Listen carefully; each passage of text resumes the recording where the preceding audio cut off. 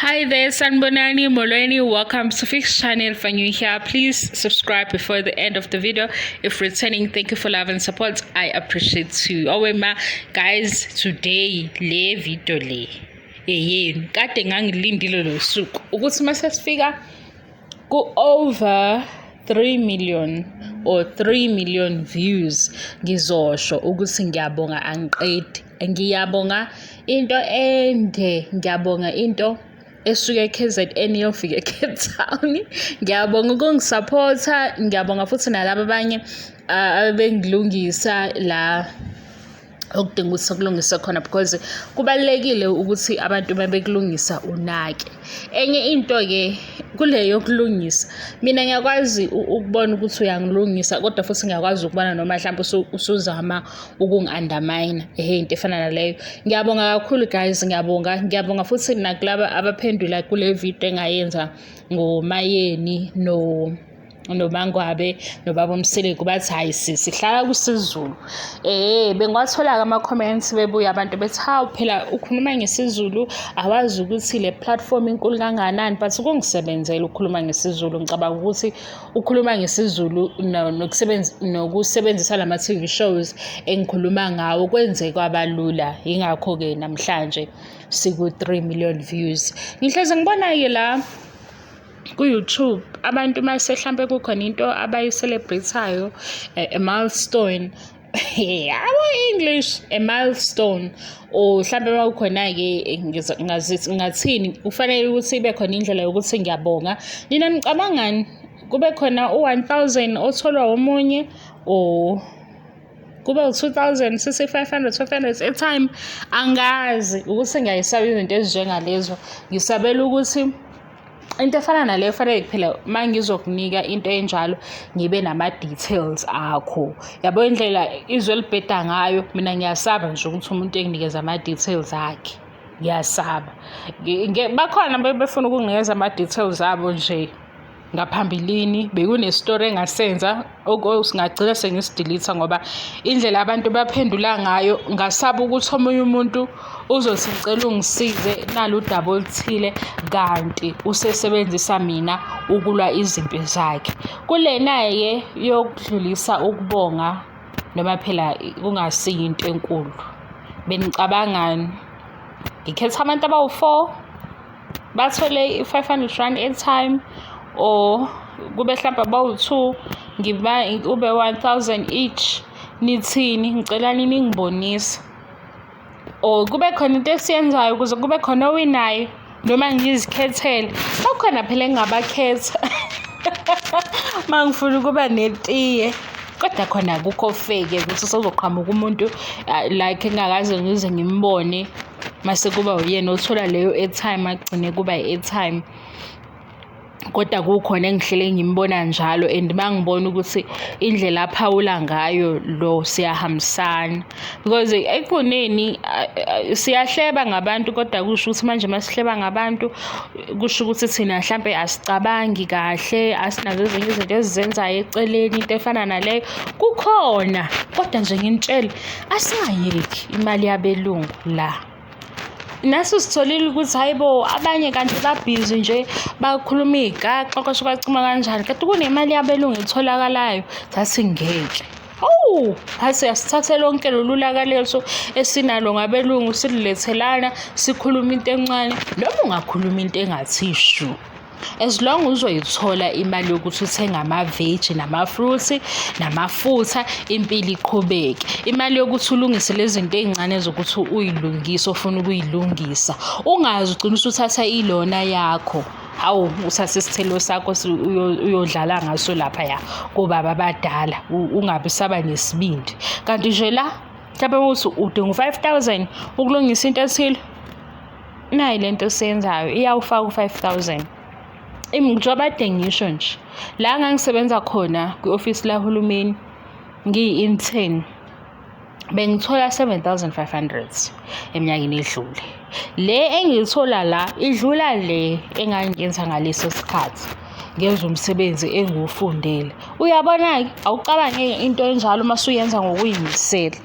Ngaphezu-ke kwalokho angagxili kuleyo ukuthi manje ngithi wozani nonke lapha ngoba vele kule ndawo kubuye kube nomsindo, uzocasuka abazokhuluma izinto ezibheke eceleni ngawe besho nje enye into, abanye bekhomende nje bey'shela umathanda, abanye bekutshela ukuthi yeke ukukhuluma ngomuntu ombuka kwi-TV yakho.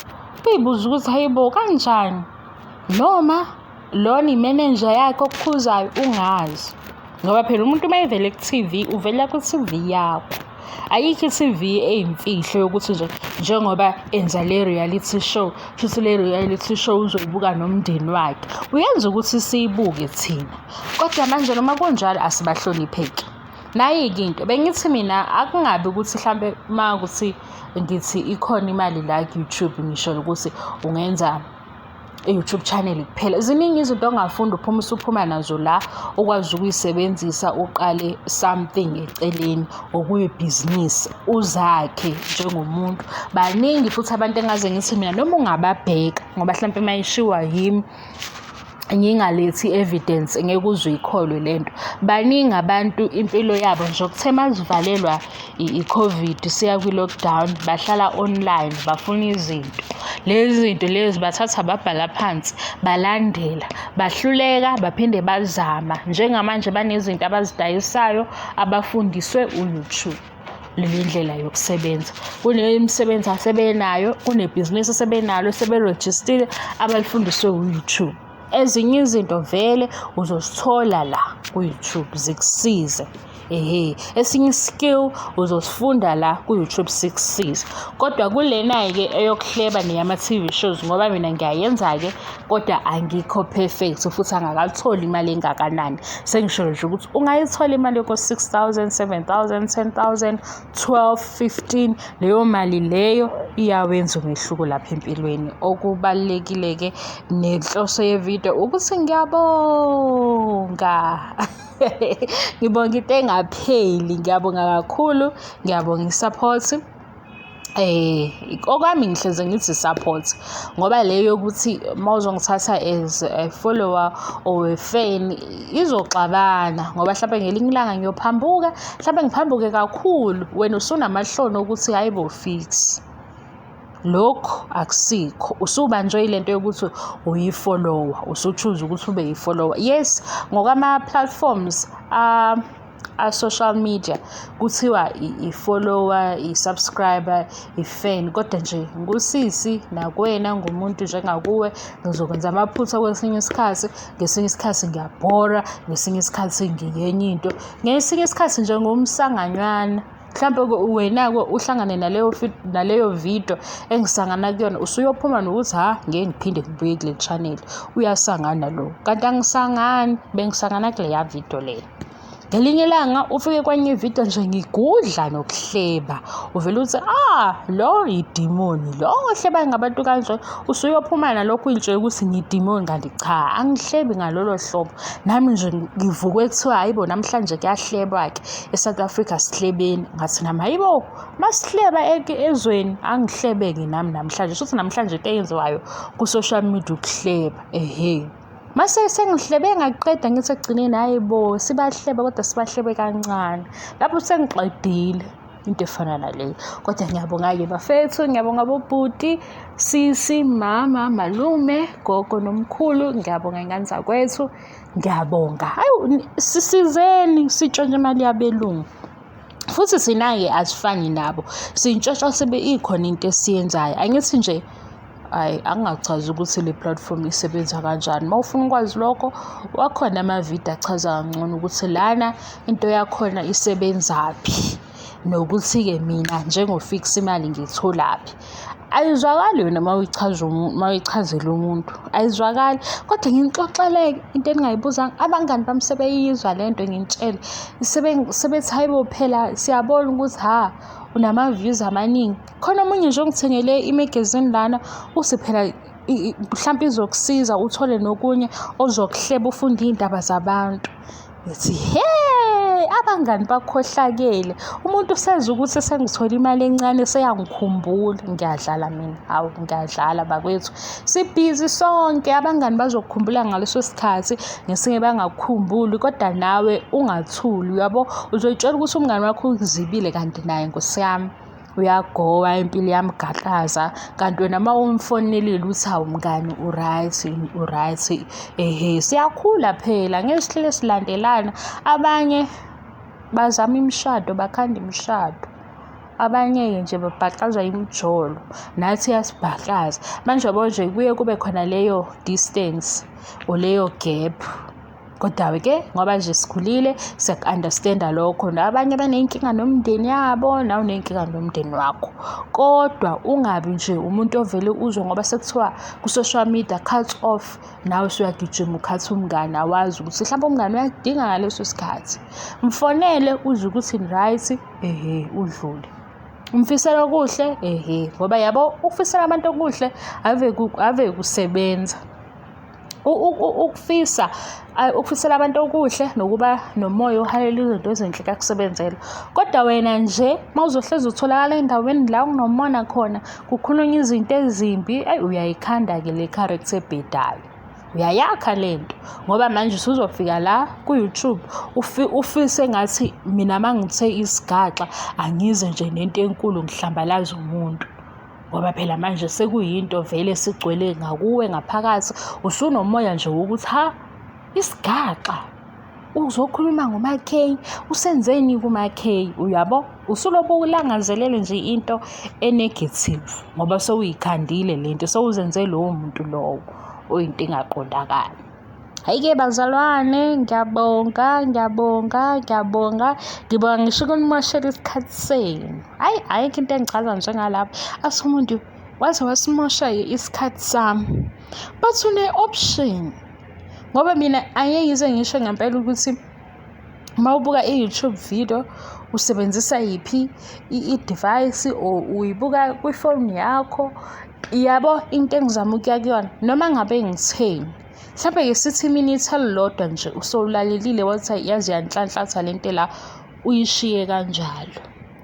Kodwa umuzwa wakho uthi ungaze ngayithanda iy'ndaba, qhubeka-ke noma uhlanhlathe nami size siqede u-10 minutes. Mase uphelile u-10 minutes zishaya isifuba wena uthi ngaze ngayithanda iy'ndaba. Uthi kodwa yini inkinga yami? Hhayi ukuthi ubuye uze kimi uthi yazi le channel yakhe i-useless, yazi ngikhuluma into engathi ishu. Ngeke phela ukuthi into uyayizwa ukuthi ayithi ishu kodwa wena ufuna ukuyilalela. Hawu, mina ngizokujaja, mina ngiyajajana mina ukuthi phela manje mangathiwa ngempela nje ngithatha usuku ngithi ngijaja abantu, lungaphela usuku ngisho ngithi mina hayibo, mina ngixawa umuntu azathi mina ngihlakaniphe kabi, or omunye azathi nje i-TV show ethile i-useless kanjani. Uyibuke kanjani? Yabo, uyibuke kanjani? Usuzenza ngcono ngathi. Ngoba phela lento yenza ukuthi ubuke into e-useless i-questionable. Into uma uyibona ukuthi ayifeed indawana ethile kuwena, uyini uqhubeke nayo? Uthanda iy'ndaba-ke. Thatha leyo-ke ukuthi uthanda iy'ndaba zabantu zimnandi, zikwenza ukuthi ukhuluphale. Ngake ngaba nomunye umasitende sengixoxela iy'ndaba-ke nami. Umasitende loya wayezithanda izindaba. Hayibo, abanye omama bayayithanda iy'ndaba. Manje ubona ukuthi indlela athanda ngayo iy'ndaba, ngoba thina ngithi siyafunda phela, siyahamba-ke sifunde sibuye, okusho ukuthi thina manje sekumele sibe omamgobhozi bakhe abancane, simthathele iy'ndaba la emgwaqweni. Uthi Jesu, lapho thina siyofunda, uzothi simase sibuya akubuze ukuthi ubone bani lapha ekhoneni bekukhona bani, ubani umbonile. Yabo okokuqala wayiqala lento ngengayinaka, asiseqhubeka ngathi hayibo lo mama lo engathi uyasithuma manje ukuthi sithi sihamba siyofunda sixawe iy'nto zesikole, sihambe sibuke ukuthi ngapha ekhoneni bekukhona bani, eme nobani, kabani bekukhona bani phandle. Ngathi hayibo hlobo luni. Hhayi njalo mawusubuya eze nje uqhamuka futhi sesesmayelayo. Abantu abathanda indaba nje banento eyodwa efanayo, uvela umuntu ahleke nje ungasazi ukuthi umjabulisa ngani, aqhamuke sesmayelayo. Hayi, hey, kuyashisa ilanga. Hey, ngithi kodwa ikhanda lakhe kuyasho yini ukuthi asilingani? Ngoba phela umama lo mama ngiyibuze leyo nto ukuthi ekhanda lakhe kuyasho yini ukuthi asilingani? Ngoba phela ngiyabona mina ubhizi yena ufuna iy'ndaba ngoba vele uyidlalele kwakhe. Mina ngibhizi, ngixakwe yisikole, ngixake izinto zesikole. Kodwa manje ngoba ngila kwakhe ngiyarenta la, sekumele ukuthi uma ngiphuma phandle ngihambe ngiqalaza-ke ey'ndlini zabantu, emizini yabantu ukuthi bekume umama ubani. Usengitshele bonke abantu nje ngala kwakhe imizi komakhelwane ukuthi kabani lapha anginandaba. Sengiyabe ukuthi kwanto ngichazela kangaka ukuthi lapha kabani ukuze-ke shuthi ngihambe ngibe yintatheli yakhe-ke ngicoshe iy'ndaba.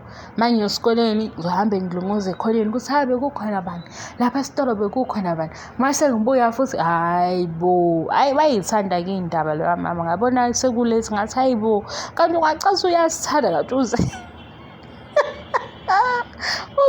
Kodwa ngiyamkhumbula-ke, yazi ukuhlala nabantu uhlala ubakhumbule nje nezinto zabo ezayibheka eceleni.